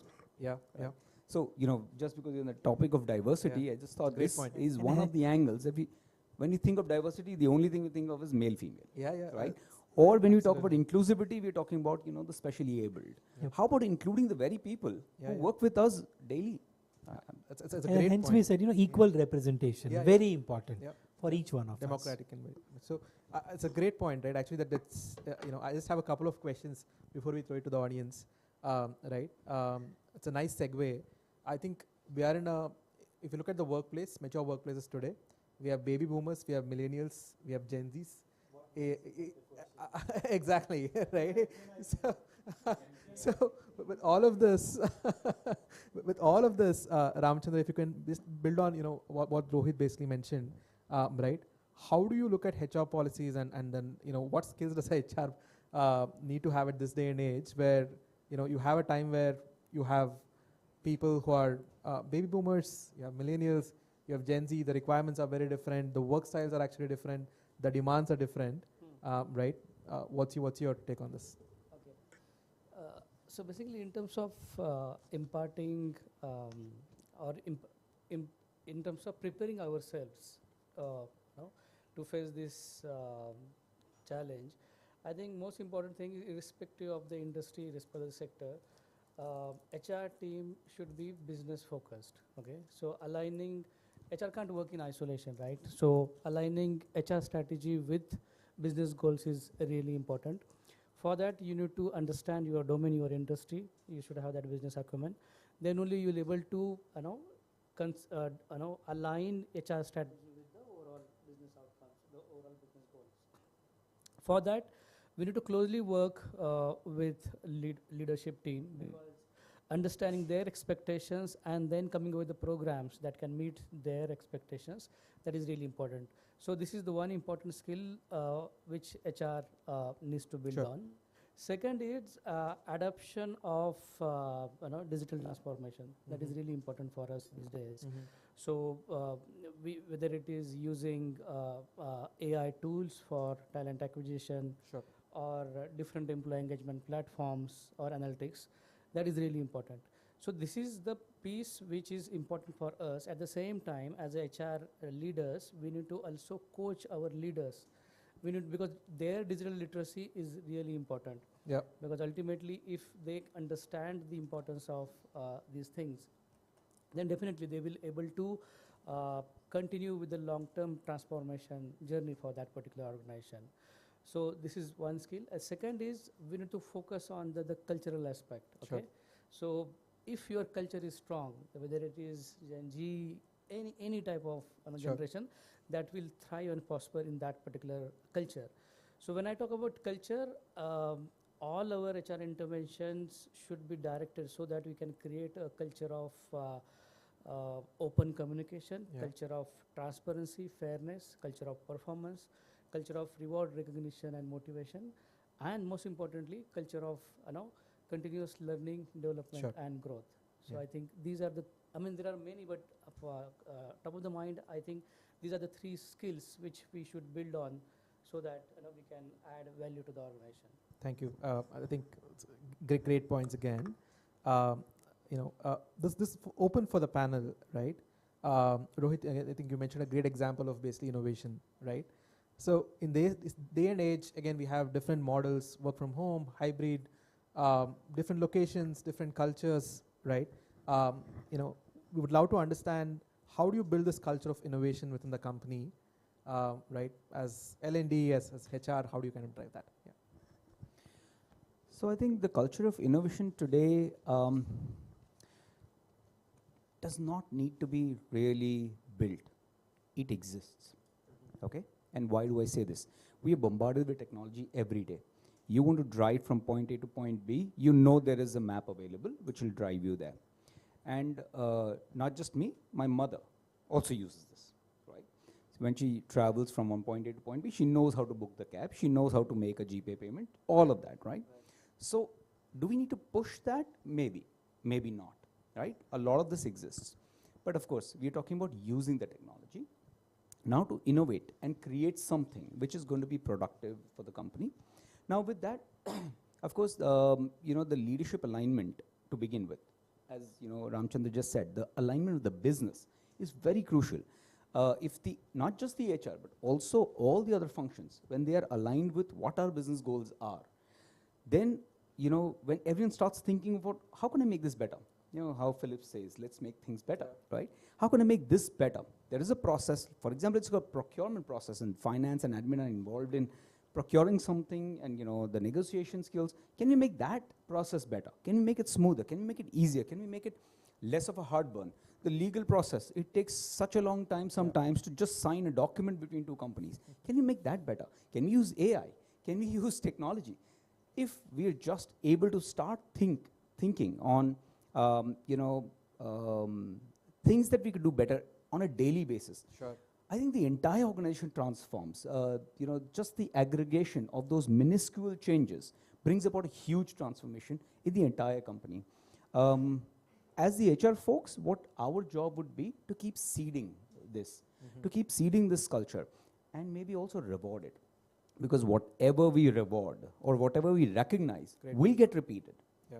So in my view, find out what people are doing right, even if it's the smallest thing, pick that up, blow it out of proportion, reward them, give him or her that recognition that they deserve, and then make it as an example for someone else to follow. And I think that's something that could seed in. Got it. So great points. If I were to summarize, you're basically saying that encourage people to go and experiment and innovate, question everything that you actually do in terms of improvements, reward effectively, and then openly perhaps, right? So that that culture kind of percolates and then goes to all levels, right? Dr. Manoj, anything that you would like to add? I just wanted to add, a few lines on this. So in my company, we have a concept called Liquid Hub. Liquid Hub, HUB. If you see the entire DNA of the organization is, it's basically built on the, I can say, design thinking. So design thinking is nothing, it's basically, whatever you're doing, how you can make it viable. Okay, so when you wanted to make viable, then you need to take some use case. Use case is nothing, it's my problem statement or maybe my pain, okay. And then how you're converting this particular pain into, some kind of a minimum viable product, which is going to help to navigate, whatever the issues or the problem you're facing in a more efficient and effective manner. Okay, so when I talk of, say, the design thinking basically, it is start with some kind of a, understand what is exactly the pain. And I can give you a lot of examples, within my company and outside also.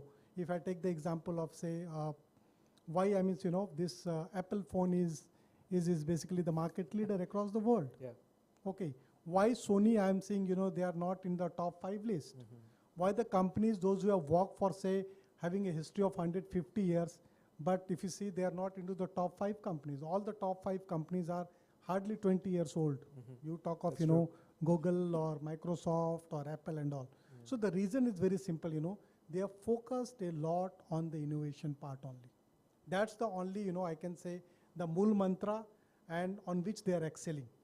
And if you say Sony, I'm saying 60s and 70s, they are known for their quality part and all, and there are a lot of concepts, related to Lean Sigma, Six Sigma, quality circle, lot of concepts are there, total quality management and all. So they come up with, but now where are they? Why Samsung has, exceeded and they became the top company of the world? This is only because of the innovations, okay? Only because they put lot of focus on the customer's pain. So if I take the example, 20 years back, if I do have some problem, even 10 years back also, if I have a problem on my, say, refrigerator, what I'm going to do? I'll just make a call to the call center, customer care. Somebody will come, he will just inspect it, he will rectify that one, he will go off. Okay, and then what they do? They just give this complaint to the R&D center of their company. They will jot it on, and when they will come with a new product, with a new version, they will just try to plug those. Yeah. See, how Apple is working. When Apple, go for the phone designing and all, the first and foremost thing, they go back to the, the people, those who are using the phone. Yes. What exactly you are looking for? What kind of the pain you have? If you're able to answer these 5-6 questions, and then you're designing, because you understand what pain you're going to address it. And that's why, Apple is Apple. It's a $500, $500 billion company currently. They are one of the top branded company. And if you're facing any problem with Apple, no need not to, go, if you go, so for other phone, okay, sir, just check, say, I will check and I will get back to you. They will take 1 hour in the lab. Okay, these are the issues and all. Please leave your phone for 2 days. Come back and take it. It will be rectified. Are you going to take, the risk or say the pain of having spending 2 days without the phone? The answer is no. I'm not, ready to bear this cost. Yeah. Then what to do? Go to the Apple stores and all. They will not ask anything. Please leave your phone, take the another one, go off. Yeah. That's all. They will not ask, what problem you are facing. We will just give us 3 days, we'll rectify this problem and come back. So you have to come with a mindset, and currently if you see, all the business operating model is also evolving. Going forward, now tell me, if you're using ChatGPT or using, the Google, how much money you're paying for the subscription of the Google? Anybody can give me the example? The basic account is free, right? Huh? The basic account is free. No, even Google, most of the account is free. Are you talking Gemini? Yeah. It's all Google. Say anybody can, use the Google and all. Then what is the revenue, revenue generating model? By getting into the Google, what you're exploring there, that is generating a data. Yeah. And that data, it's a very expensive in the market. Yes. If I just wanted to see, somebody has visited my, say Regenesis and all, and he has visited and, just seen and then go off. You can get those data by paying to the Google, that how many people has visited my site, what they're exactly exploring, and they will be your target customer. So going forward, just see Facebook, the Meta, how much money you're paying for the, subscription or login? Zero. But how they are generating their revenues? Yeah. So going forward, I'm just one thing, I'm anticipating that any business, primarily it is coming free. That's going to be the new model for the business. Yeah. There's a famous no quote. Charge. They will charge for something, which you want in a deeper side. They will charge for, the analytics which they are generating. Correct. They will charge for the product which you're using. Yeah. So this is how, the things are changing very fastly, and we have to be innovative, in that. We have to be, very creative on that, so that, you can also take care of the customer. Yeah. Customer is the king, one thing. We used to say in our company, "Muskurai aap Reliance mein." So be happy, smile, you are in Reliance. The reason is very simple, that, whatever we are just making, we are just going into a scale and bringing a disruptions. Yeah. Same with my all 3 companies. I worked in 4 companies, which is, IT and ITES, HCL Technologies, Tech Mahindra, IDC Infotech. And the way this particular company is, working, they are going to be, very shortly, India's largest AI-based company, AI company. Wow. Okay, thank you with this. Great points. Dr. Manoj, just to add, right, I think you spoke about Apple, you spoke about Google and Facebook. Whenever the product is free, people say that you are their business, right? So That's a great point. Yeah, Ramachandra, Okay, please go ahead. just want to Yeah. add a small point regarding innovation. So these days, many organizations are spending lakhs of rupees. They hire consultants from big fours, and they try to provide their ideas about what will bring change or profit to the organization. But many organizations are ignoring the biggest talent pool in their which is existing in their organization. The only barrier is that this talent pool is divided between different departments, right? So and somehow there in many organizations there is some kind of ego clash between various departments. That collaboration, that synergy is really missing, which is killing many organizations. So I think interdepartmental collaboration is really important.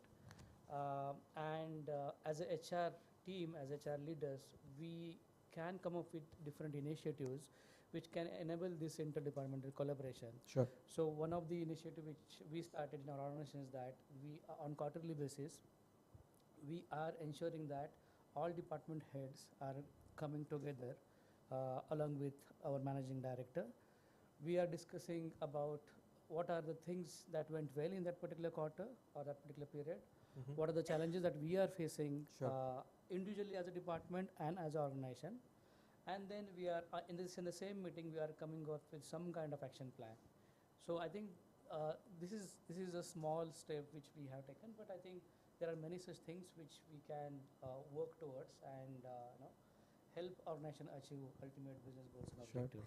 If I were to just summarize, what you guys said is, I think radical innovation. I mean, NVIDIA is a great example. They moved from 300 billion to about 3 trillion in less than a year, believing in what you're doing. And then the point that you made specifically around cross-functional leadership, cross-functional initiatives, where you can truly unlock the potential of your organization. Yeah, perfect. Anand, anything that you would like to add? Just this one word, after listening to all of them, the HR within yourself obviously can't. So something which I have learned the very hard way is, appreciate in public and depreciate in person. Yeah, that's a great point. Yeah. This is something which I've learned a very, very hard way, which I realized that we don't appreciate people in public. All these good practices or any initiative which you and your organization is, promoting, definitely we should go gaga about it. You need to be the brand ambassador of that particular aspect or, whatever we are discussing into. But definitely if there is something which is not very good about it, let's not go public about it. There's always a corner which you take, discuss about, give that feedback. Feedback is not the right word. In fact, we use multiple words into it, which I don't want to openly discuss on this platform. But definitely, wherever there is something which is not very good about it, take learnings out of it and then work on that. But definitely, anything which is good about our organization, good about the product, process, whatever the thing is, please go gaga about it. Then only, whatever we have discussed so far, we can take it to the next level. That's a great point. Thanks, Anand. Saif, anything you'd like to add in terms of innovation, culture of innovation? Yeah, so one is that, of course, innovation has multiple facets, as we discussed, right? Yeah. It starts from us, right? How do we kind of innovate certain solutions to a problem, right? And how do we collaborate and innovate, together on certain problems? One of the things is that how do we also innovate on, aspects which are self. How do we kind of become better every day, right? Because we face problems as human beings, right? How do we innovate ourselves every day, and how do we look at becoming a better human, right? Nothing related to what this is, but I feel that every day we need to innovate. Every morning we wake up, we have to innovate ourselves in doing something new. Yeah. So that's a great point. I think this correlates to culture of ownership, right? How do you? I mean, Marco keeps telling us, whenever I ask him for specific decisions and ask him for advice, you just have to ask a very simple question: would you do this if it was your own company? I think that's the measure, right? So, and Saif, the point that you made about personally, looking for improvements and then looking at it professionally as well, I think makes a lot of sense. We could go on. I think there's a lot of not many questions, but I'd like to open it up, for audience for any questions they may have. Monica, I see your hand up.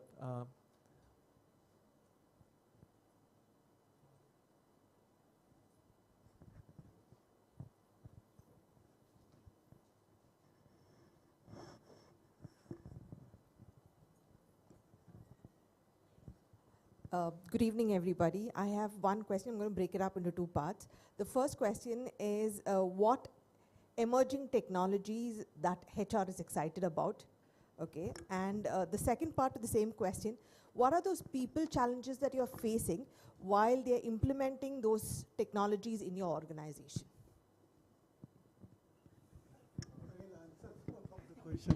So to answer your second question, it is the resistance from the people.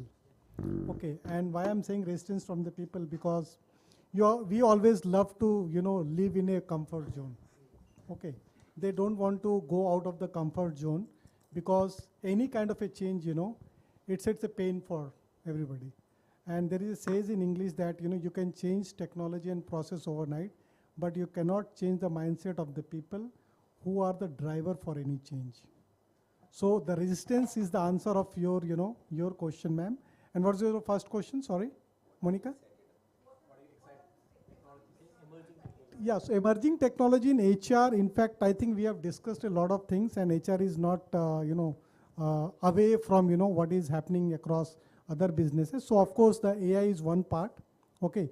But one thing I know, AI is going to change a lot of, it's going to bring in a lot of change when you're talking about the HR, because now the virtual assistants, they are becoming very important. And again, the entire journey is going from, say, employees experience to employee empowerment. And in fact, I discussed in previously also, the employees are now looking for more empowerment in the sense that I should be owner of my things, there should be no boss who is going to monitor me and, going to screw my life by saying, tumne ye nahi kiya, you have not done this, you have not done that and all. So everybody wanted to, in fact, I will also go back to what Marco says. You should, when you're working in the organization, you should work with a ownership mindset. Because that's very important, If you're working as a servant or an employee, I think you're not going to own the company. And same, I will just go back to what you said. If you're spending or if you're taking decision, are you taking this decision by thinking that you're running your own company? If the answer is yes, then you go ahead. There is no mentorship is required. There is no manager is required.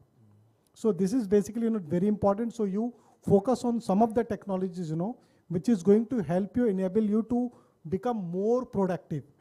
Okay. So if you take, say AI, the application of AI, if you put somebody as a virtual assistant who can at least, address any kind of a queries, which is at a very L1 level kind of things.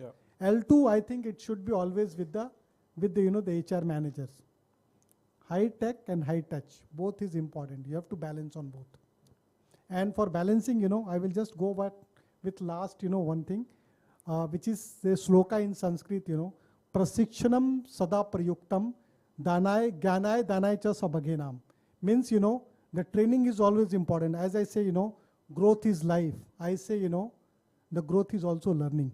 Continuous learning and learning agility. It is very important. The moment you are putting it, this one, close to your heart as a part of DNA, you will always relevant to the industry, relevant to the organization.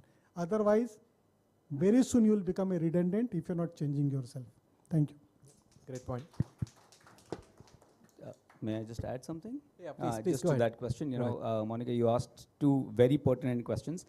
The first part, I don't think the HR is really excited about this, but this is happening, is that the HR is getting replaced by AI in a lot of places, right? So, as what Dr. Manoj just said, that the L1, there is a virtual assistant that takes care of, and they exist today in terms of chatbots, in terms of process flows, everything that just exists today. Someone just posts a question and right there you got the answer. There's so many other aspects of HR which technology is stealing away. I don't now need to rack my head about writing a JD.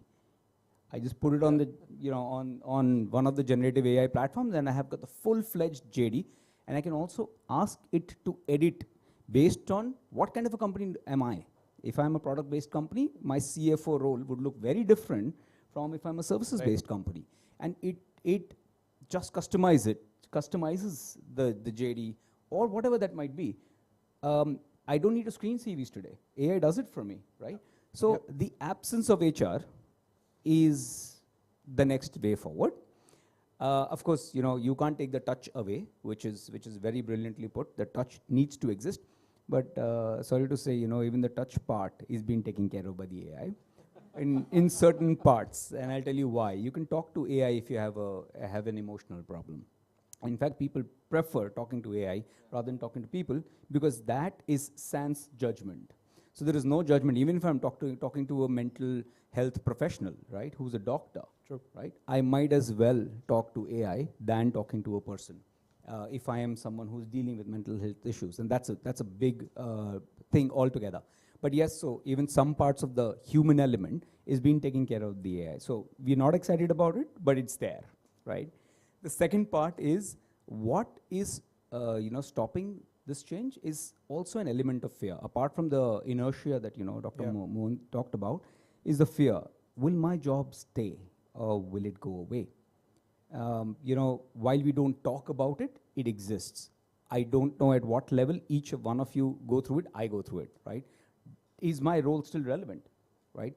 Maybe I'm talking 5 years down the line, but is it still relevant? I need to think about it today, right? So I think these are that answers. I hope that answers your question, Monica. Yeah, quite honestly, so thank you, Rohit. Yeah. Can we take one more question? If that's okay with all of you? Yeah.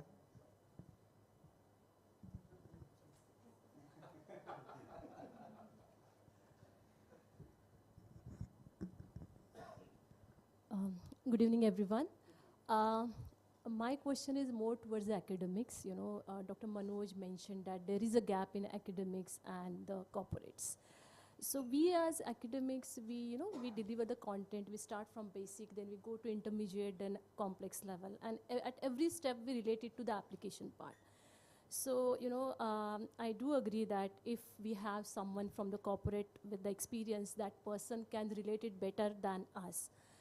And you also mentioned that UGC have mentioned that 10% people from the corporate we must have in the academics institutions. So, and one more theory we learned today: learn, unlearn, and relearn. So considering this, what if we, as we academics, if we get opportunity or exposure to the corporate, kind of an internship or a training, so that we can spend 2 or 3 months in corporate, get an experience, and then we can, apply that in our teaching and learning. It will definitely enhance this process. Academics will certainly get the benefits. I don't know about, the corporates, how they are going to get the benefit, but I just want to understand how do you look at it. Thank you. Maybe I can just start and then you can take it forward, and I'll keep it really crisp. I think the government also understands this problem, that while the academics might benefit from it, what's the benefit of the corporates, right? Which is where, with the NEP 2020, they have also started pushing the pedal on the apprentice program, where they have started enabling people who, after their 6th grade, can get into apprentices. The government is also rewarding the corporates for the apprenticeship program. They will start punishing soon, but so far they are rewarding, right? So you are supposed to have minimum of 2.5% to maximum 15% of your entire staff strength as apprentices, month over month over month, right? So this is a problem that probably does exist, and the government also has known about this. And yes, the apprenticeship program is probably the answer towards that. I'd just leave it at that. If you because very recently, just a few days back only, if you have heard the budget of 2024, I think they also mentioned the same, and they are giving incentives also to the corporate. It's very similar to the corporate tax has been reduced 3-4 years back. So that momentum is still going on. So holiday is there. But to answer your questions, I understand from where you're coming and all. I think, of course, now corporate needs to, open their arm and take, the internship, not for 2 months, 3 months kind of things. There are a lot of colleges, they basically, promote their students to take the live projects also. So live projects means, not necessarily you should be on the campus and do that one. You can do virtually also, but the only, the problem you are going to solve by, using your acumen, and of course the problem is statement of the corporate, by sitting anywhere, you can do and you can provide the solution. This is one model, which is basically started with the BCA and, the BBA kind of courses also. Very recently, there are 3 trainees. They're just into the first year and they came to my organizations and they are doing the internship, with the live projects and all. Physically, they were for 2 months. They have completed the entire summer vacation, campus, learning and going back again, learning, study, again coming back. So that model is, it's going to bring lot of value, not only to you and your exposure, because education is important. I call it the 3 E's, okay? The first is education, exposure and experience. Education, you can get it from a campus and all, but experience and exposure, you will always get the corporate. So try to balance on that, because that is going to, make you a good practitioner or a good, the manager or a budding manager if you are practicing what you are reading, in the schools. And then just to add on, a lot of learning initiatives have always been spoken about from a trainee point of view. But from an academic point of view, of course, I personally know many organizations which I have worked into, and there are many HR groups wherein we invite people from the academy to be a part of our this learning institute, wherein we both join hands and try to minimize the gap. See, of course, the gap will be there, because if you see the gap is huge. But at the same time, let's try our best to minimize it, and that's the reason there are many organizations today, there are many HR platforms and HR group which is trying to minimize these gaps, wherein we are inviting people from the academics to come to us, come to the corporate and help us with reference to your challenges, because at the end, once we hire the fresher and then they are part of our learning journey, it really helps both of us to understand where the gap is. But yes, there are many forums currently which we are part of, wherein we invite people from the academic to come here, join us for a month or so, wherein we can focus on the overall, upskilling of this particular project, activity, whatever we are discussing into. So of course, we would love to connect with you on that in case if you are interested. There are many forums which we are working upon, wherein we invite people. We are inviting people to be a part of this. Yes, so we do that. That's a great initiative. Yeah, thank you, Dr. Manoj. Anand. So I think we've had a great session, right? Thank you again. Virtual question is still. Oh, is there a virtual question? We can take one virtual question. Do we have one? Please do justice with them. No? Okay, we don't have any virtual questions. Okay. Yeah. So again, thank you again for making time. Biju, if you could hand over some mementos, please. Yeah.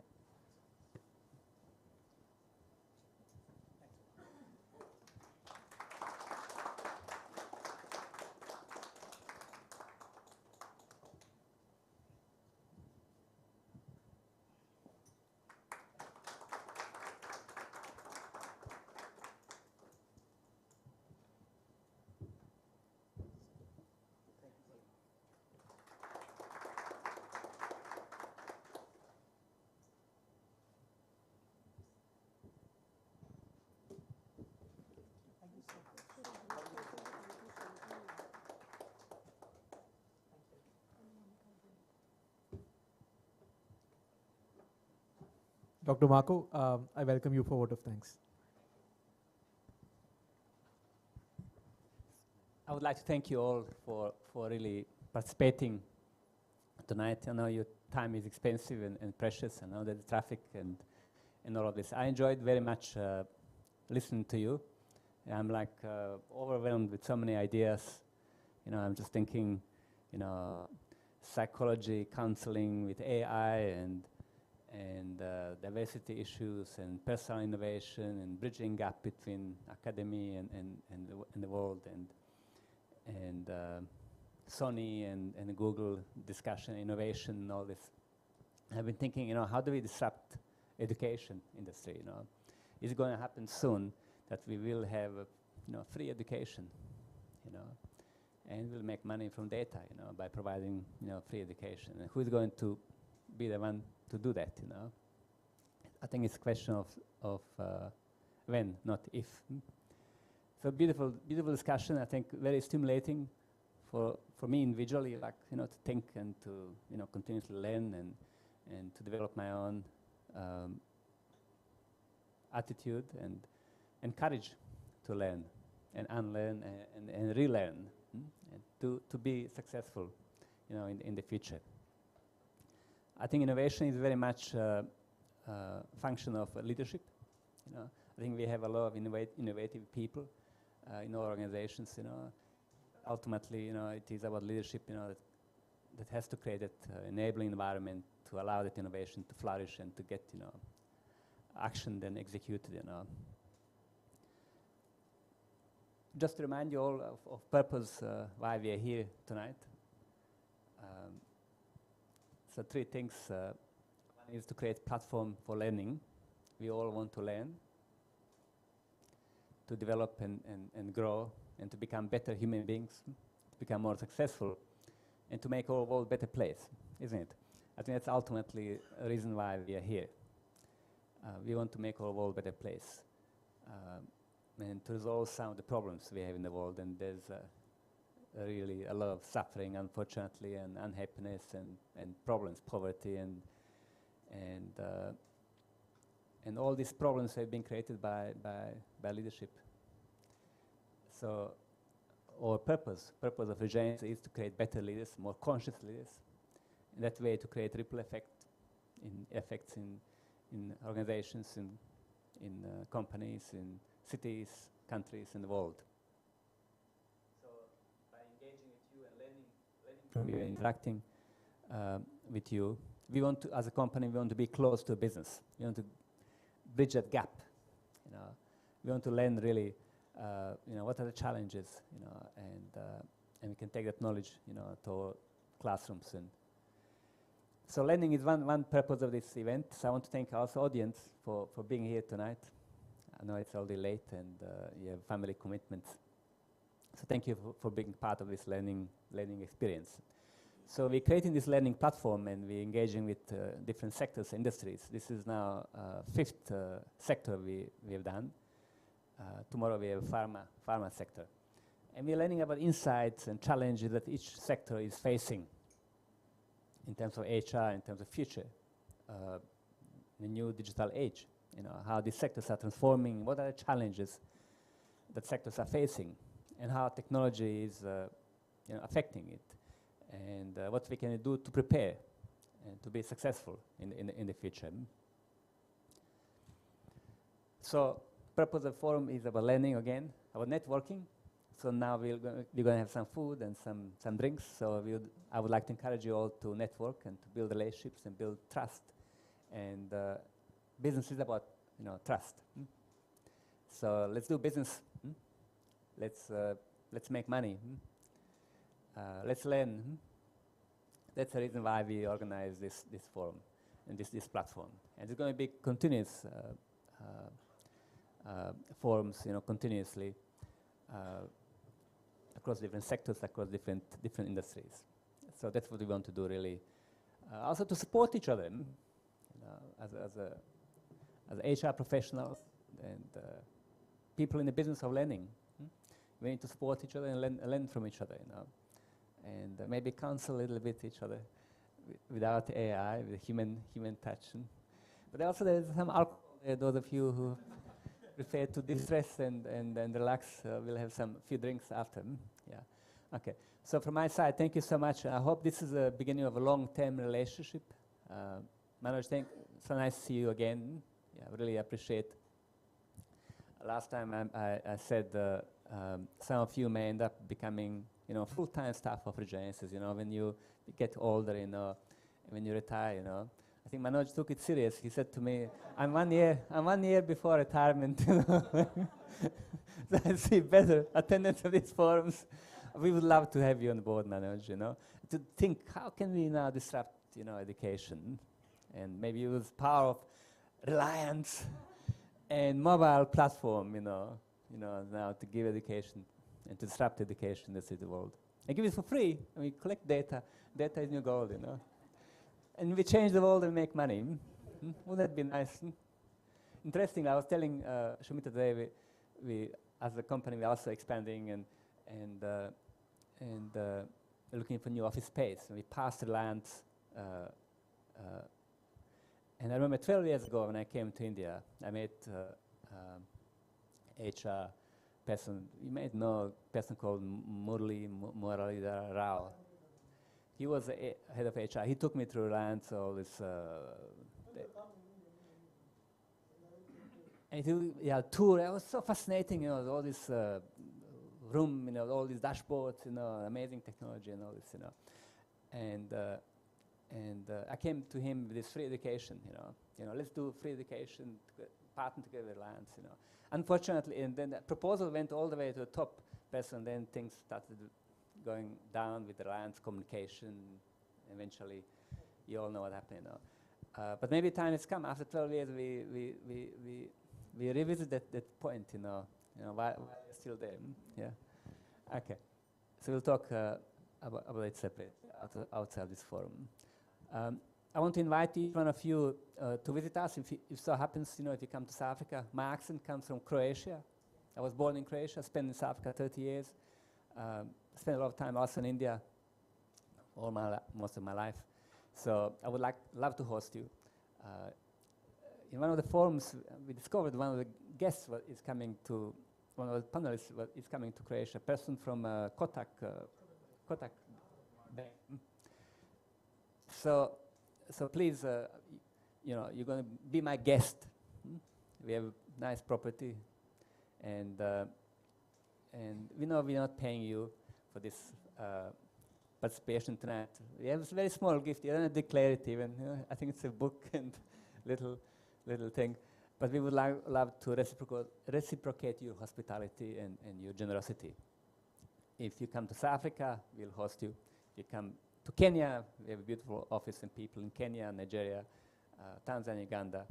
And we look forward to developing long-term relationship and supporting each other and fulfilling our own purpose in this world, which is about, I believe, personal development, you know, self-actualization, and making the world a better place. Yeah. Okay. So thank you so much. All the best and God bless. Thanks to the audience also. Thank you. Group photo, please. Yeah.